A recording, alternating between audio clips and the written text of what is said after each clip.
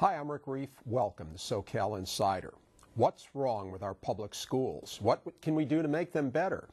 PBS SoCal, the Bill and Melinda Gates Foundation, and the Corporation for Public Broadcasting recently televised a teacher town hall to address Southern California's staggering dropout rate. The town hall was part of the local American Graduate Let's Make It Happen initiative. More than 100 teachers participated in the event. We'll hear from some of them during this show. But first, I'm joined by three reformers, people who are working to change public education in the Southland. Gloria Molina, former state Senate Majority Leader and California Director of Democrats for Education Reform. Chris Bertelli, Executive Director of the College Ready Promise, an LA-based coalition of charter schools. And Lisa Alva Wood, a teacher at Roosevelt High School in Boyle Heights and a member of both the LA Teachers Union, UTLA, and a union reform movement, NewTLA. Welcome all. Gloria, we'll hit in a moment. I want to get to that title, Democrats for Education Reform. But tell me, what is the biggest problem facing K through 12 education, and what are you doing to address it? Well, first of all, I think if we think about the mission of public education, it's to educate our children. It's to prepare them for the workforce, to be part of a global economy, to be civic citizens. The problem is, we're not succeeding. We are failing too many of our students. And what we are doing under Democrats for Education Reform is encouraging and pushing forward a debate within the Democratic Party in particular to stand up for some real changes to shake up public education in ways that we need to do so. Has this made you popular within the Democratic Party? Not always. I'm a Democrat. I stand in my roots. But I ask, when I take a look at some of the past congressional records, then Senator Bobby Kennedy, an icon of the Democratic Party, was calling for many of the same reforms that we're calling for today. Senator Ted Kennedy, an icon of the Democratic Party, led the fight along with Republican President George Bush to effectively tie teacher performance to student outcomes and to measure and produce data. So why is it that Democrats have so often been perceived as resisting change? I think more so because, you know, that old adage, we have to talk about the elephant in the room. The problem is the elephant in this case, it's a donkey. Many times it's Democrats. And for too long, I believe that the Democratic Party has been overly reliant on campaign contributions from traditional allies like teachers' unions to basically pay for the party activities. We've got to confront that. We've got to change it. Education is the civil rights issue of our time. And as Democrats, we need to not only be in that debate, but I think lead that debate. Okay. Chris, same question to you. What do you see as the biggest problem facing K through 12, and what are you doing about it? Well, California today, we have 6.3 million public school students, half of which come from homes that are in poverty. We have a quarter of our public school students are English language learners. 71% are minorities. Looks a lot different than it did 30 years ago, but our system of developing teachers and school leaders is essentially the same as it was back then. So our organization is focused on improving teacher and principal practice, better evaluations, better support aligned to those evaluations. Who's doing well, who's doing poorly, and how can we actually develop our teachers for the 21st century? How many charter schools are in your organization? How many students are you serving, and where are these students? We've got 85 schools managed by 4 charter management organizations all throughout California, 30,000 students, 1,600 teachers who have actually just gone through their first year of formal observations that are completely unique for the state of California. We've actually been developing these systems well ahead of some other reform efforts in the state, and we're really anxious to be able to share what we've learned with others. Okay. Lisa, NewTLA, and you already heard what Gloria said about teacher unions. Maybe you have some other thoughts, but same question to you. What do you see as the biggest problem in public education, and how are you involved in that? Yeah, Chris addressed something that's very important, which is our dropout rate, and it contributes to an achievement gap, not just for our children of color, but for us as a nation and as a worldwide competitor. I always want to focus on my own students. I call them my children because I don't think that anything will change until we refer to them as our children instead of these kids. We have to really personalize and take ownership of the problem that we're having. I came across a little chart that a friend of mine drew. His name is Gabriel, and he drew, I know you can't see it very clearly on the camera, but he drew a little thermometer, like a little atmospheric barometer of achievement, and it had the exos score, which is where kids are doing really excellently well, and the meso score is kind of down here in the middle, and that's where he said he was. And if you notice, the faces are like, Teresa, Lisa, I think we're having a little trouble hearing you. So no, just set it down, because you were covering up your mic. So just put it down if you could. I think we've seen it. This is something one of your students drew up. Yeah, and it brings home for me the fact that Gabriel, a student like Gabriel, has really two kinds of support structures in his life. He's got his family and his community and the social structures that support that. And that's one half of his day, but the other half of his day is school. And that's what makes me and other teachers like me so important in the life of a child like Gabriel, because this is where we can really make a difference. So in terms of my efficacy in the classroom, I need support. I need support from the three kinds of leadership that really come into play for a school, which is the politicians, my district, and my union. And the place where I can make the most impact is by working with other teachers to preserve and to renew our union, because it's almost like, you know, we're a family, but we're a dysfunctional family, and my older sister is going to vote me off the island if I don't do things her way, and she's really getting ready to kick me off the boat. So as a junior teacher or a new teacher, I want to know that the supports are in place, and that support happens to be UTLA.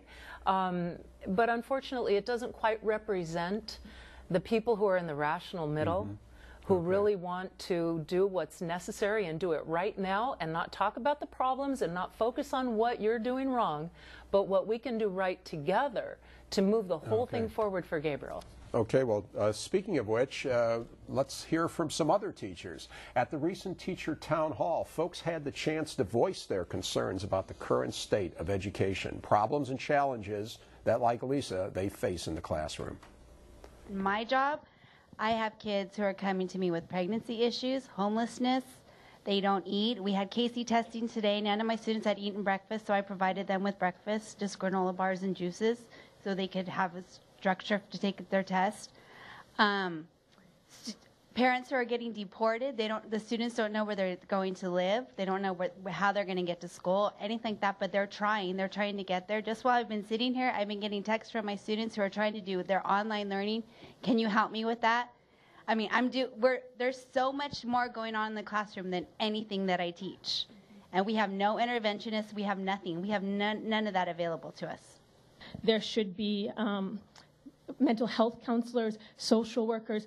We have those in some schools, but the funding is being cut. And so all of those kind of services, as well as volunteers coming in from outside, if every American showed up in a school once a week, it would make a huge difference. The common thread that I saw in the ones that have not succeeded was home, a broken home, and the lack of support at home, and how I or other teachers have been their mentors, their parents, trying to help them be successful. But in the end, when I selected that, I noticed that there were going to be a huge dropout rate. It's because they don't get the support at home.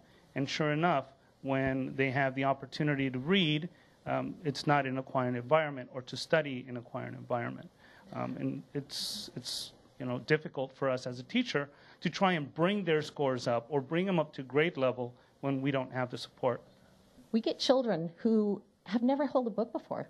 When I started, there used to be TV guides in their house. Now there's not even that. I go into homes where there's not one book. I go into homes where children have never held a crayon, never held a pencil, and the expectation that the appropriate choice now is to evaluate teachers. Let's pour money into evaluating teachers. Let's pour money into supporting the poorest of our children. Those are our dropouts. According to statistics, approximately 1 in 4 California students drops out of high school, and stats show that more than half of high school dropouts wind up in prison. Lisa, we heard from you, we heard from your colleagues. Teaching's a tough job. And Gloria, let me ask you, first of all, let me apologize for my awful slip of the tongue at the beginning of the show, and I introduced you as Gloria Molina, Gloria Molina, of course, is the LA County Supervisor. You are Gloria Romero. Okay, so, and I'm very, very apologetic for that. But teaching's a tough job. Are teachers getting the support that they need? I'm a teacher, and I think I'm a hell of a great teacher. The support will never be there. The support should be there, but it will never completely be there. In listening to some of the comments from the teachers about no books in the home, to some extent it reminds me of my childhood. We didn't have books in my home. My father always said, you can't eat books. But it does not detract from the opportunity and the obligation of a public education system to educate poor children. So I think when we look at it, when we craft teaching as a profession and when we provide supports for public education, we don't choose the public. We don't choose the public. And so I think that we've got to figure out a way in which we figure out what is the most important factor in a classroom. And it will always come back to say that the teacher, the person standing in front of that class, not having any soft bigotry of low expectations of children, being prepared, being evaluated. They do have to be, and I know this because I've been a teacher for a few years as well. It's important to motivate, because when we teach for life and we inspire. So yes, it's a calling. It's a great calling for those who are really up to the task of doing it. Chris, how are charters doing at tackling some of these problems? Because you hear different things. Some people say charters are outperforming public schools and they're doing a lot. Other people say, no, the tests show there isn't much difference, or they're not doing that well. How are charters doing? Well, in the 85 that we work with, the vast majority of them outperform schools, either schools with similar demographics or schools within their areas. Aspire School has one in Ravenswood School District, which happens to be up in the Bay Area. They are one of the only successful schools in the entire district. Green Dot, as you know, kind of everybody remembers a few years ago when Green Dot took over Locke High School. They, in a year, they essentially doubled the number of students who finished that year from the year prior. So we see so many pockets of excellence being grown through a lot of these charter schools, and one of the big problems that we're having is that districts are not owning this charter schools in their own districts. District apparatus don't say, hey, we see something successful. What can we learn from this, and what can we adapt to our other schools? Let me ask you a two-part question. Why do charter schools do well? What is it that makes them different, that they are able to succeed? And then why aren't they being embraced more by school districts? Well, I think generally speaking, and you know, California has nearly 1,000 charter schools, so it's hard to pinpoint one thing that anybody is doing across all of them, but for the most part they are being much more innovative in how they structure their classroom environments. Their teachers oftentimes, and speaking from the groups that I'm familiar with, there's a high degree of collaboration among teachers and administrators. They focus on student achievement. They focus on college readiness. They set the high expectations for their students that don't happen all the time. Frankly, I'm at a loss as to why districts have this mindset that a charter school student who is a public school student, any child, has the right to go to that charter school. There's no admission requirements. Why districts don't embrace the success of schools that they have authorized and that have been successful? Why they don't embrace that and say, we helped do this. Now how do we spread this out in our district so that more schools? Well, maybe we can bore down a little and examine that question. But first, at the teacher town hall, educators also talked about expectations they have of themselves and others have of them. So here's the way teachers become teachers. The colleges they go to, the teacher education programs require some of the lowest standards to to enter those programs. To become a doctor, you have to have a certain expectation of your grades, your test scores, all of that. And yet to become a teacher, it's some of the lowest. And I feel like a lack of expectancy breeds a lack of results. We have discovered at our site, which is Sierra Prep, That connection and relationship will keep a child in school. A connection with a teacher who cares, who says good morning every morning, who says good afternoon, and this is your safe place, this is where we can help you, and let us help, let us encourage you. Our job is to educate kids and make them better people. Lisa, two kind of different views there. One is sort of the ideal that we have of the teacher, the importance of a teacher in educating a child, and the other suggesting that maybe our expectations are too low. How do you reconcile those? We have to have high expectations of everybody, and everyone who is involved in education needs to ask themselves, you know, how, as I said earlier, how does what I do every day make life better for my children? In my union, I was assisted in becoming a better teacher. I was given an incentive to continue my education when I became a national board certified teacher. I earned a pay increase, and that pay increase comes two ways. I can improve my paycheck by working at a low-performing school, and then I can improve my paycheck by continuing to help grow other teachers and grow other organizations and be a voice in my union, be a voice in making policy. And so there is a support structure through our union, and I think that new teachers, junior teachers, and even like mid-career teachers have the expectation that their union is going to be the leader, help them lead those reforms. But in fact, is the union being the leader? Not exactly.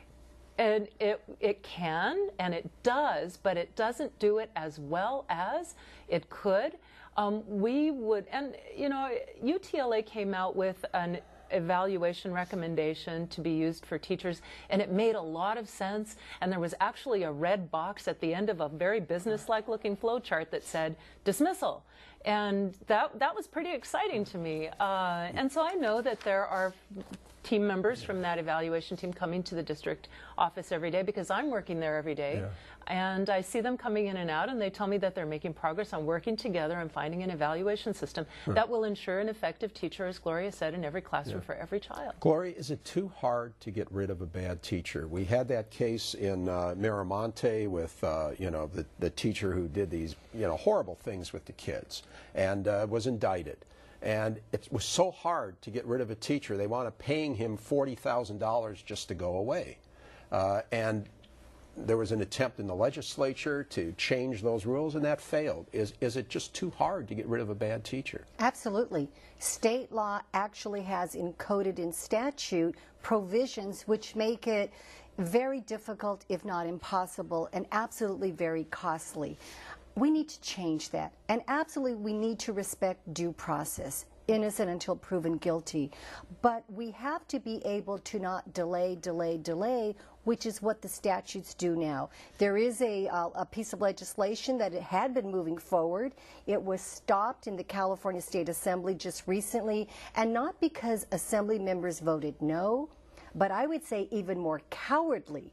They killed it by silence. They simply sat there and refused to vote, abstained when their names were called. That is unfortunately how some of these tough bills that go up against powerful moneyed special interests like the California Teachers Association get killed by Assembly members who are afraid to take on status quo. Is it changing for the better or the worse? What do you see happening?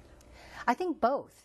I think we're really looking at sort of these underlying tectonic plates in education. They're shifting, but it's up to us to figure out in which way that movement goes forward. I am proud of parents, for example. I wrote the parent trigger law when I was in the California State Senate. We saw a major victory by parents this week in Adelanto. Kudos to them. Now, that's the parent trigger means that if a majority of parents in a district want to turn their public school into a charter school, they can do it. Not quite. It means that parents, 50% plus one, have the right to transform their schools. Charters is only one option, but the provisions are there under federal law. Okay. Under and there was a ruling this week that upheld that. Supported the parents. So that's positive. But likewise, we've seen some very heinous and restrictive charter school restriction legislation being proffered. We saw the defeat of the trying to get rid of a bad teacher in a classroom that's been hindered. So there's positives and there's negatives. The bottom line is it's up to the voters to really move us forward. Okay. Do schools test too much? Participants at the teacher town hall seem to think so. Why are we testing the way we are? And why do we all feel that our professions and any of our qualities that we bring to it kind of get sidelined? The goal is not to teach them inquiry in my science classroom. There's this fact you must memorize. It's a fact that is in isolation of everything else. Don't worry about why it's relevant. It doesn't matter. Just learn this fact. Like, that is what these tests test. They don't test whether they're thinkers. They test whether they can memorize something. And so we need to critically think about why we're testing them and if we're testing the right sort of thing. Like, I support testing for teacher accountability. But are we testing whether they can memorize things, or are we testing whether they're actually thinkers? All I find myself doing is a mandated curriculum that forces me to teach to a test, to get them ready for CST testing, which happens next week. I just finished doing a mandated district test that was 41 pages for language arts and 10 pages for math before I do a major test for CST. My kids are burned out in 3rd grade. But what about that, Chris? Too much testing or just not the right kind of testing? Well, I think the debate over how you assess student learning based on a set of standards for the state of California, I think it's a legitimate topic of conversation, and especially as it relates to how do you evaluate a teacher's performance based on student learning on those tests. And now we're going through a national Common Core curriculum and assessment development process. So all that's going to be in the works. But I think the underlying issue in all this is how do you actually assess a student's progress? How do you assess a student's ability to master the content that they're expected to master in a way that is both reliable and objective, so that you can actually make some determinations? Well, Lisa, let's get your opinion, because I know you do a lot of things as far as gauging your students. How do you feel about testing? Oh boy, I would rather not use AGT until that's AGT. Yeah, that's how they test the kids. Yes, okay. Student growth over time, until we have perfected what it actually is and how it's compiled and what it's going to mean to me. Once we get it down, then you can use it to measure up to 20 to 40% of my evaluation. I don't care. But at the same time, when my children are being predicted by a computer program to go from FBB to FBB on that, or far below basic to far below basic on that standards-based test, I don't know if it's a fair measure of the fact that my child might have moved from like a 2nd grade level to a 4th grade level, and he's an 11th grader. Okay. Well, thank you. We could go on forever. This was terrific. Thank you very much, and maybe we can revisit this. Thank you very much. One of this station's pioneers, Jim Cooper, has passed away at his retirement home in Santa Cruz. He was 91. Cooper was a Marine and a journalist. He helped to start KOCE, now PBS SoCal, in 1972. Jim Cooper's Orange County won Emmys in the 80s for its coverage of homeless women and AIDS. He used to remind folks here that we were in the truth business, words in a man to remember. You can watch this show and past shows by going to pbssocal.org and clicking on SoCal Insider. Also at pbssocal.org, you can view the entire Teacher Town Hall program as well as an introductory discussion. Just click the Education tab.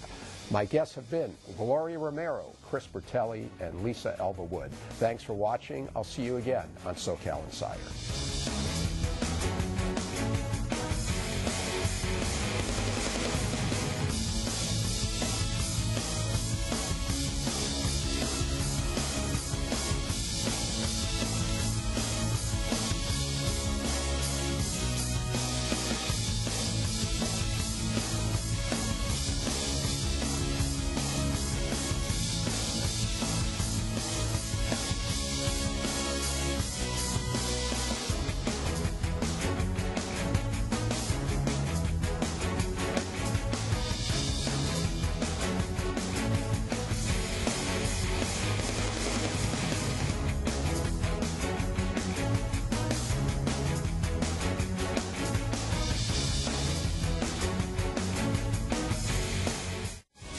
SoCal Insider with Rick Reiff is brought to you by the following.